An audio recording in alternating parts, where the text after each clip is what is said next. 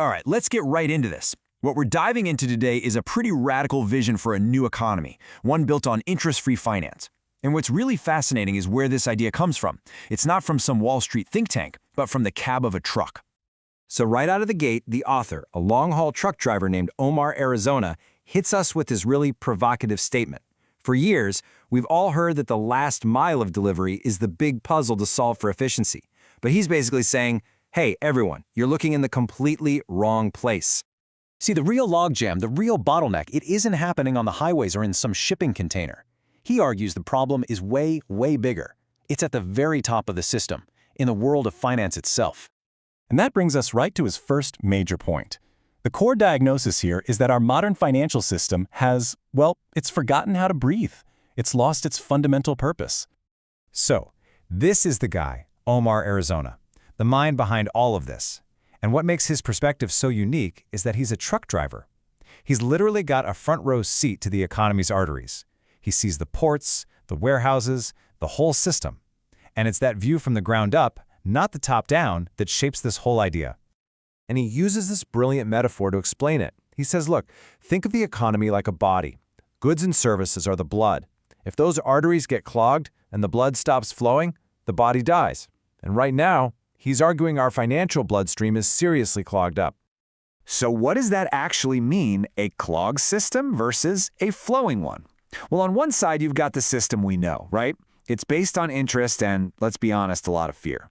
It's about making money from money, which just breeds speculation. But what he's proposing is a system based on movement and real value, where money comes from actual transactions. And that kind of system, it demands truth. This whole diagnosis, it really leads us to the philosophical heart of his argument, which is all about redefining what we even consider economic value in the first place. Okay, so this is the absolute key. The author's big argument is that the soul of economics isn't interest, it's movement. Now, this comes from his Muslim faith, which actually prohibits charging interest. He sees it as this artificial weight that just slows everything down, creating fear where there should be flow. And the idea here is that real, lasting economic health, the kind that actually builds civilizations, it doesn't come from some complicated financial product. No, it comes from tangible stuff. Real goods being bought and sold, real services being delivered. It's all about bringing finance back down to earth. All right, so if that's the big idea, what's the plan? How do you actually build an interest-free financial system? This is where we get into the nuts and bolts of something he calls the digital shelf. So what in the world is the digital shelf? Think of it like a totally transparent, super smart marketplace. But the crucial part is this idea of data sovereignty. The data from every single transaction, it belongs to the nation where it happened.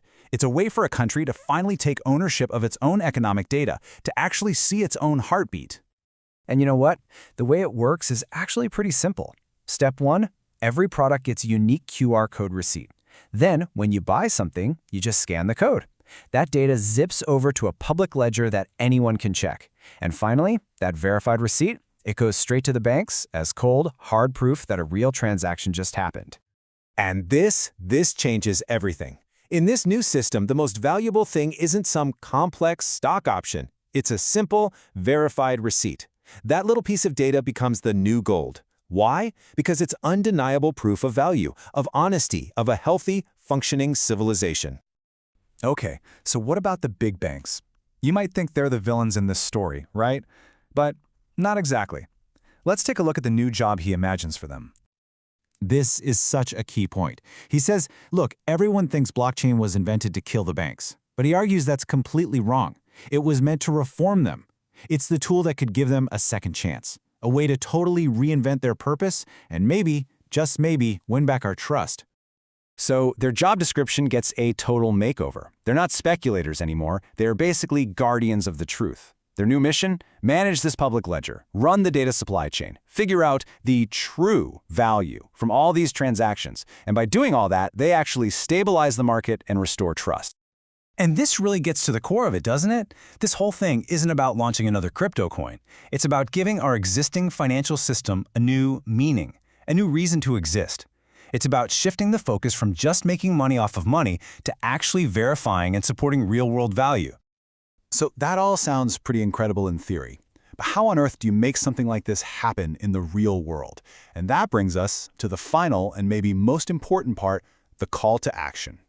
It's the big question for any game-changing idea, isn't it? Where do you even start?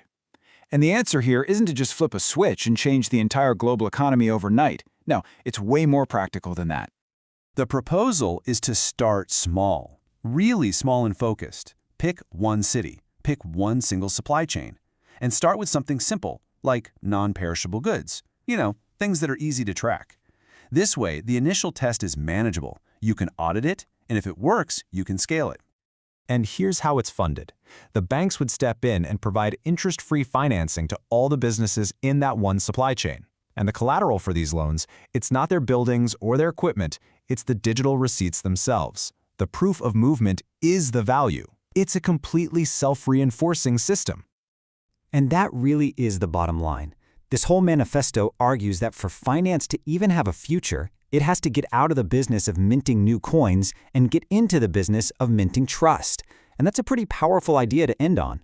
What if the most valuable thing an economy could produce isn't just more wealth, but verifiable truth?